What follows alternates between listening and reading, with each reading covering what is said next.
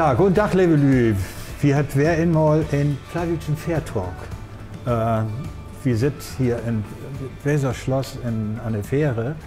Deswegen auch immer noch Fairtalk, obwohl wir gar nicht mehr auf der Fähre sind. Inladen habe ich mich von dort Jörg Wiggers. Jörg Wiggers ist Reitdachdecker. Und wir wollen über die Reitdachdeckerei ein bisschen was schnacken. Und ein bisschen was über die Geschichte. Aber bevor wir das machen, erstmal nochmal herzlich willkommen, Jörg, dass du kommen bist. Ja, moin Hans. Ja, wunderbar, dass wir darüber endlich mal schnacken können, dass wir alle die langen harten Sohn von mir, das gibt ja immer noch, Gott sei Dank, eine ganze Reihe von Hüs mit Reitdachdecker. Ja. Aber kommen wir erstmal auf die eine Firma zu schnacken. Vertellen werden wird. Ja, Wiggers Reitbedachung besteht in dieser Form seit 2007 und Wiggers Bedachung, eigentlich die ursprüngliche Firma, hat letztes Jahr 100 Jahre gefeiert. Opa ist 22 angefangen mit Dachdecken im Allgemeinen und so ist das Ganze entstanden. Dann hat mein Vater da mit entsteigen und dann 74 mein Bruder und 1989 bin ich dort gekommen. Das heißt, du bist jetzt in der dritten Generation. Ja, definitiv. Ja. Aber hier mag ja nicht bloß, also die Firma mag bloß Reitdachdecken. Ja. Ich bin immer noch dabei zu überlegen, wo geht das? Heißt das nun Reit oder Ried? Ne? Ried ist Hochdeutsch. Ja. Rieddächer werden gemacht und Reitdacken wird gemacht. Gut, aber ist sie bloß mit Reitdachdecken angefangen, den Großvater? Ja, definitiv. Und so ist dann eigentlich die andere Geschichte, die Hartbedachung, Flachdach, Fassadenbau und was da so alt drüben dort. Das ist so 74 dazu gekommen, wo mein Bruder Meister gemacht hat und hier den anderen Zweig praktisch vermehrt abbaut und Vater hat die Reitdachabteilung dann wieder gemacht, die ich dann 89 übernommen habe.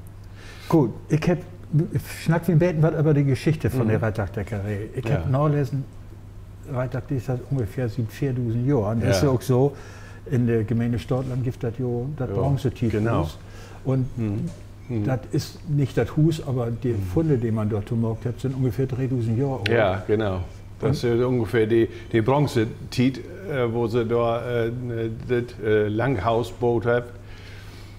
Die ersten Reitdacken sind eigentlich so in der Jungsteinzeit oder kurz nach der Jungsteinzeit entstanden, wo die Menschen sesshaft wurden sind. Da habt ihr die ersten Bedachungen mit Schilf gemacht. Aber so die eigentlichen Reitdacken, so wie ihr das jetzt so kennt, sag mal so 4000 Jahre vor Christus sind die ersten Dacken so entstanden. Und so hat sich das eigentlich immer weiterentwickelt, aber von der eigentlichen Decktechnik, gut, andere Materialien sind dazu gekommen mit Draht und so weiter. Jetzt mittlerweile Edelstahldraht und so weiter. Aber so von der eigentlichen Abbau ist das eigentlich, hat sich da nichts ändern. Gut, im Mittelalter kommt dann das erste Mal ein Hartdach dazu, vor allen Dingen in den Städten. Ja, genau. Und da sind, wegen der Brandgefahr, in den Städten ist das Reitdach komplett verloren. Ja. Aber in der Dörper hat sich das holen. Ja. In Pannendach wäre wohl früher auch dürrer als ein Reitdach. Naja, durch die industrielle Herstellung, früher gut, Pannen, die wurden früher mit der Hand gemacht, ne? Also wird das Material nicht so da und deswegen werden die wahrscheinlich auch teurer. Ne? Da wurde nachher anders mit der industriellen Herstellung von Dachmaterialien, sag ich mal, so Ton oder dann nachher noch mit Betonpannen, sag ich jetzt mal. Und daran liegt der wahrscheinlich auch. Und da hat sich natürlich so entwickelt, dass man so Pannen ähnlich, 10 Minuten, 15 Minuten, sagt man so, pro Quadratmeter. Ja, und Reitdach brauchst du 60 Minuten pro Quadratmeter. So kannst du dir ungefähr vorstellen, da das dementsprechend teurer ist. Ne? Ja gut, kommen wir nochmal zu die Technik. Du hast ja am Welten was vertellt über die Technik, wo was so ein Dach abbaut. Vielleicht kannst du nochmal so von, irgendwann ist die Dachstuhl fertig, da sind Sporen ab und da sind Dachlatten ab. Aber damit ist der Dach ja noch lange nicht fertig, wenn ihr dann weitergucken wollt. Also grundsätzlich auf Dachleitung kann man die verneinen, die Reitbunde. Oder du du scholst den ganzen Kram ab und dann wird die ganzen Regen verschoben mit Schraubendrähte. Und die ähnliche Abbau, du fängst ja von unten an und jeder Reg kriegt eine Reit und das was Dörr holt, verneit und was holt mit einem sogenannten Schächt, dicken Draht. Hat man früher so gesagt, ne? 5 mm Walzdraht ist das. Und so geht Reg für Reg, wie wir oben ankommen sind und da war dann Fass und Bild. Und dann haben wir die ganze Sorge wieder entdeckt, war die ganze Dach sieht nochmal abputzt sich wieder zu, also sauber gemacht und glatt gemacht und die Kanten wird fein gemacht, sodass nachher ein bisschen schielt sind. Oh, trotzdem hat sich in den letzten 100 Jahren nochmal was verändert. Ich wohne ja auch in so einem Haus und für gute 20 Jahre, du bist dabei gewesen, ist das da komplett nebengemacht worden. Als ich das aufdeckt habe, habe ich festgestellt, das ist gar nicht mit einem dicken Draht gebunden, sondern mit Weiden. Genau. Stöcker wird das gebunden. Ja. Das ist aber komplett weg, oder? Naja, da habe ich noch immer gemacht, wie das Bronzezeithaus da in Hartwaden entdeckt habe. Da mussten wir uns für diese Decktechnik mal aneignen. Und da wäre ganz interessant, erstmal die Materialien zu kriegen. Haselnussgärten für den Schächt jetzt, also für den, was jetzt 5 mm drauf ist. Und eben Weide, die wie dann dementsprechend Schnee in Heft und die auch dementsprechend dünn sind, aber die du auch um Tour binden können. Ne? Da wäre ganz interessant. Von daher ist das die Gott sei Dank nicht mehr, denn das ist schon lange nicht so haltbar, als wenn du jetzt Edelstahldraht oder Verzinktendraht wie jetzt machen dort. Wir haben das Bronzezeithaus aber trotzdem noch mit Schubendraht, so hat man das nicht sehen von innen, haben wir dann doch noch mal no-bunden, wie das einfach haltbar ist. Ja gut, also Mogels, was... ja, naja, müssen wir sehen. Dafür ist das auch zu teuer einfach. Ne? Ja. Just so ein Verein wie da in Hartwaden, ja, die sind natürlich auch immer auf öffentliche Gelder angewiesen und das ist natürlich alles so einfach wie möglich zu machen. Aber trotzdem nochmal zu das Thema, wo lange holst so ein Dach? Also Usdach wäre ja ungefähr 100 Jahre alt, als sie das da 100 noch hat. Ja. Und die Weiden, die Wichelstangen, die wären ja noch so haltbar, dass man die, Genau, ne? Also 40 bis 60 Jahre sehr viel. Ja. Bei normaler Dachneigung 45 Grad, was Mindestneigung ist. Und natürlich spielt Böhm eine Rolle, Schattenbildung ab Dacken und so weiter. Das spielt eine ganz große Rolle für die Haltbarkeit. Der Dack mit durch werden, der Dack mit sauber werden. Dann hält das auch länger. Gut. Usdach hat keine Dachgeld. Warum? Und die Dachen hat überhaupt kein Geld. Warum nicht? Meistens sind die Traufen, so sieht man sich doch den Kopf anstünden, wenn du da vom Weg gehst. Nee, aber es gibt aber auch wirklich Reitdacken mit Gürten. Die sind ziemlich hoch, 3-4 Meter. Es gibt ja so große Hüs. Und da kann man natürlich auch Dachgürten anbauen. Dachgürten, sagt man ja, ist plattisch, ne? Aber eigentlich ist da drin. Ne? In der Gürtel kannst du landen, sagt man mal. Nee, aber dann hast du natürlich dort, du einen großen Überstand hast von der Wand, nur die Spitze von Dach. Hast du natürlich die Dachgürtel an und dann hast du dort eine gewaltige Rinniesen, die du anbauen musst. Meistens sind die dann noch verziert und in Kupfer. Also das ist halt ziemlich aufwendig, da eine Gürtel anzubauen, ne? Von daher. Ist das besser, man kann unten Kiesdrainage machen oder Wasser dann noch weg kann. Ja. Noch ein Problem, das ist ja immer wieder Brandkasse und Bettendürer. Das hat auch was mit Brandgefahr, zum Beispiel über Blitzenschlag zu tun. Ja. Gibt es da einen Unterschied und ist das notwendig, wie ein Dreitag besonders, ob den Blitzableiter zu achten? Oder? Ein Blitzableiter ist immer so eine Sorge. Wenn ich dir jetzt sage, du buchst die Blitzarbeiter und du baust den ab und für dann doch Lotto haute Blitze in den Brenner, sagst du, hier verkostet es echt. Also die Diskussion, da läuft mich nicht auf hin. Blitzableiter ist eine Messensdruck von den Boherren. Wenn ihr sagt, ich will einen Blitzableiter haben, will ich bitte sicher dafür, dann ist das 100%ig, dann ist das gut so, dann verkaufe ich einen Blitzerschutz auch, ganz bestimmt. Aber wenn ihr sagt, du, wir haben die hohe Böhm, so viele sagt die hohe Böhm und so wieder, da hört dann ist das auch gut. Dann ist das sein Empfinden und die Entscheidung und fertig. Ne? Aber es ist nicht gesagt, dass jetzt der Blitzschutz 100%igen Schutz gibt. Ne? Gut, irgendwann muss das Reiter runter, wie das Nehmogt war. Das darf nicht verbrannt werden oder vergraben werden. Also Reit ist sozusagen Sondermüll.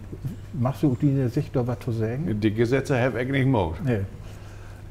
Also ich sehe das unbedingt anders. Also normalerweise ist das natürliches Material, da ist keine Chemie in, da ist gar nichts in. Das ist Hausstaub, wenn hochkommt, über 100 Jahre, was du sagst, das ist 100 Jahre alt, dann ist der Hausstaub von 100 Jahren in. Das ist der einzige Schädliche vielleicht, was da in ist. Denn man weiß ja auch nicht, was jetzt so für Emissionen da in der Hauswand sind und mit Druck. Und früher wird ein Druck gut wahrscheinlich. Nee, ich sehe das so, dass wir das jetzt dür entsorgen müssen, auf der Deponie. In Zeit können wir das auch noch den Recyclinghof bringen. Da habt ihr dann das Ganze durchschreddert und habt da eher von Mogt, das ist der Kompost eher. Aber irgendwann habt ihr sich, nee, geht nicht, Reit braucht zu lang, um zu verrotten. Also ein Widerspruch in sich nicht. Also ich bin da so ein bisschen, aber Feldpad mit dem Thema. Und deswegen, wie entsorgt das, wie gibt diese Kosten an den Bauherren weiter und dann ist er gut. Also ich habe da noch ganz viele andere Möglichkeiten, um diese Krambetten billiger zu entsorgen. Die Fürste sind unterschiedlich.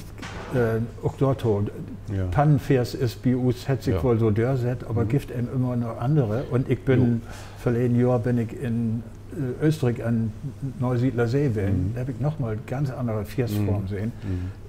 Gibt da dort eine Patentlösung oder? Nee, die Rätselslösung ist regionale Ausbildung. Also jede Region hat so seine speziellen Sorgen. Ähnlich bei uns ist so die Heidefass, die ursprünglichste Form. Bloß wie die Heide natürlich jetzt, wenn die Schnee worden ist, die fängt natürlich auch an zu rotten. Und deswegen hast du ganz gau, möchtest du da wohl Bier. Und deswegen hast du sich natürlich was anderes entfunden. Zum Beispiel Drehregen Pannenbockmorgen. Oder vielleicht in den 70er Jahren ging das los hier mit diesen Eternitplatten, sagt man ja so. Also Asbest, Zement, Wellplatten. Und da habt ihr da so Hauben von mockt und das habt ihr die Hauben da mockt.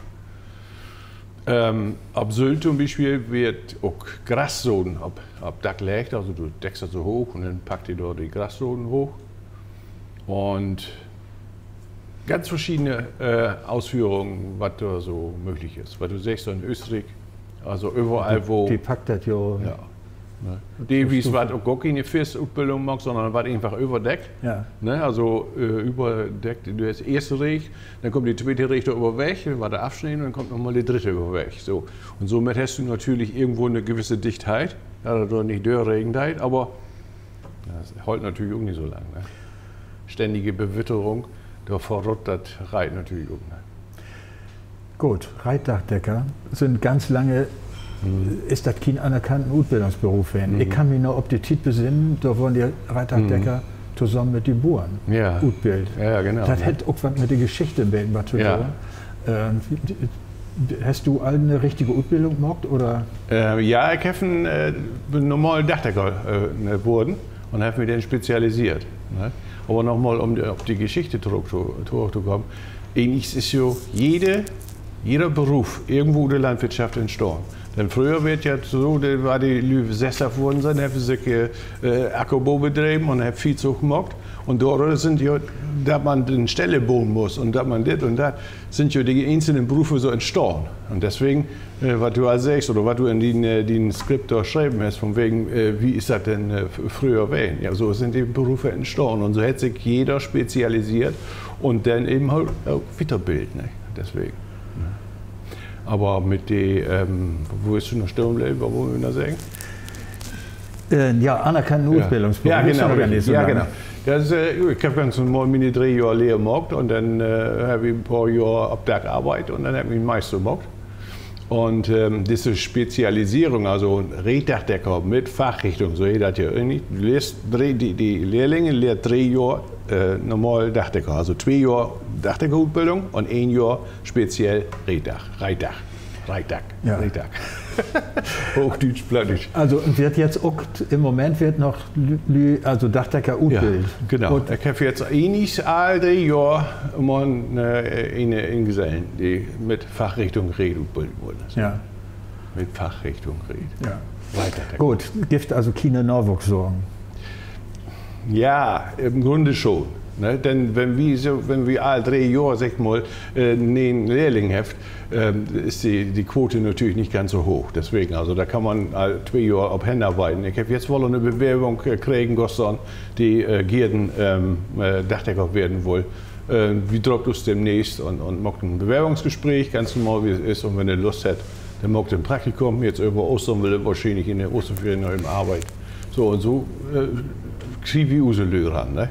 Jetzt habe ich auch einen Praktikanten, der ist mal bei einem Dachdecker Weinert Hölper.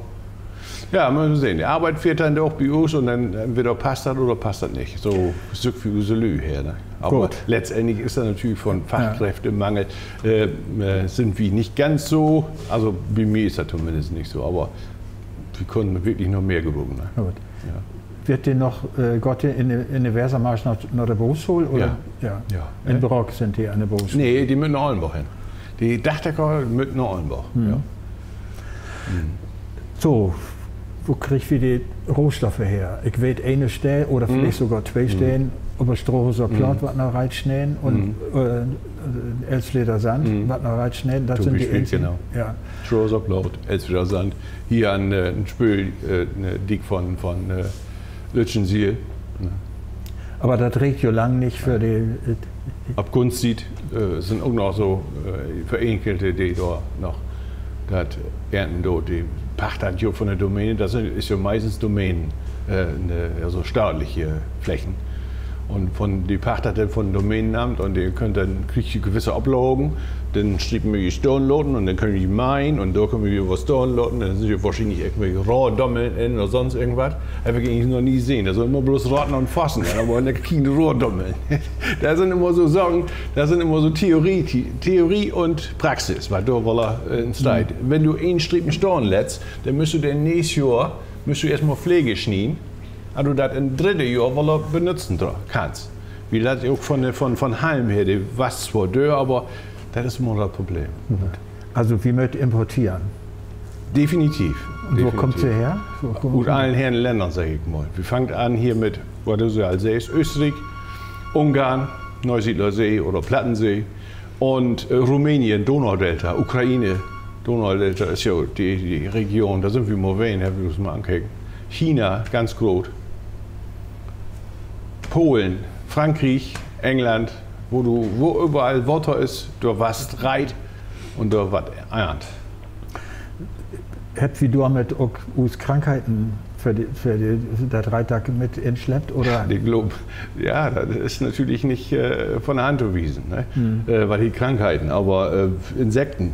Ne? Wir haben hier Insekten mittlerweile, die hätten ja in China Gift, aber die hier nicht so hohe gegeben hätten noch nie. Ne? Und daher, die kommt natürlich mit den Containern, mit den Worten, kommt die natürlich hierher.